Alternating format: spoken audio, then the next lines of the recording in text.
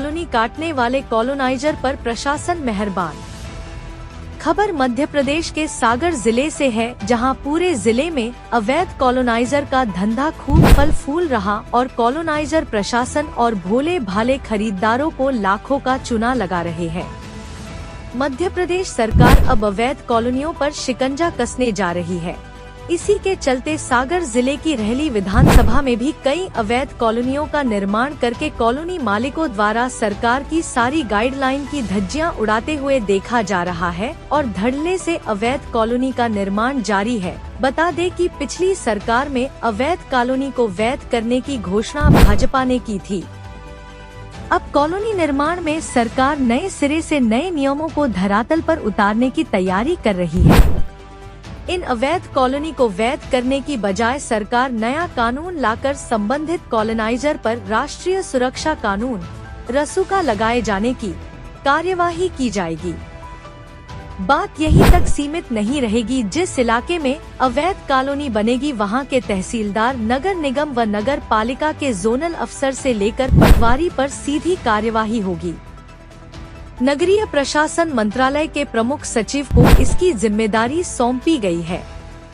वहीं रहली विधानसभा क्षेत्र में 10 से 15 अवैध कॉलोनी बनकर तैयार होती जा रही है, जिन पर प्रशासन की इतनी मेहरबानी है कि प्रशासन द्वारा अवैध तरीके से निर्माण कार्य की अवैध रूप से स्वीकृति देकर इन कॉलोनाइजर को प्रशासन द्वारा लंबे अरसे से अभयदान दिया जा रहा है।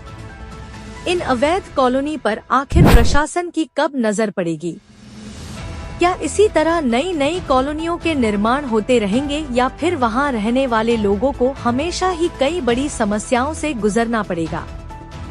अवैध कॉलोनियों में निवास करने वाले लोगों की प्रमुख परेशानियों में नालियां न होना, सड़कों का न होना, विद्युत के पोल न होना, ये सब प्राथमिक है। इसके अलावा अन्य मूलभूत सुविधाओं का भी अभाव होना इन अवैध कॉलोनी में देखा जा सकता है। यही हाल सागर जिले के शाहगढ़ का भी है, जहां वार्ड नंबर 13 और 14 में कॉलोनाइजर के द्वारा अवैध रूप से कॉलोनी का निर्माण किया गया है और कृषि भूमि को बिना डायवर्सन के बेंच कर चुके आम रेरा एक्ट का उल्लंघन किया गया है।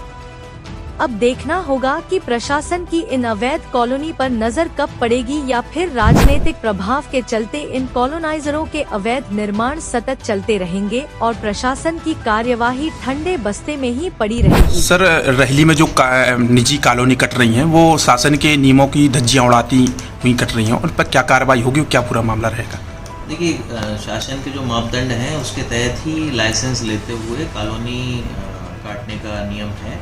यदि इस संबंध में कोई भी कोताही किसी व्यक्ति के द्वारा बरती जा रही है तो हम जांच करवाते हुए उसमें अग्रिम कार्रवाई करेंगे। करीब 5 से 6 ऐसी कॉलोनियाँ हैं जो अवैध हैं, उन पर अभी तक कोई कार्रवाई नहीं की गई, ना उनको कोई नोटिस जारी किए गए?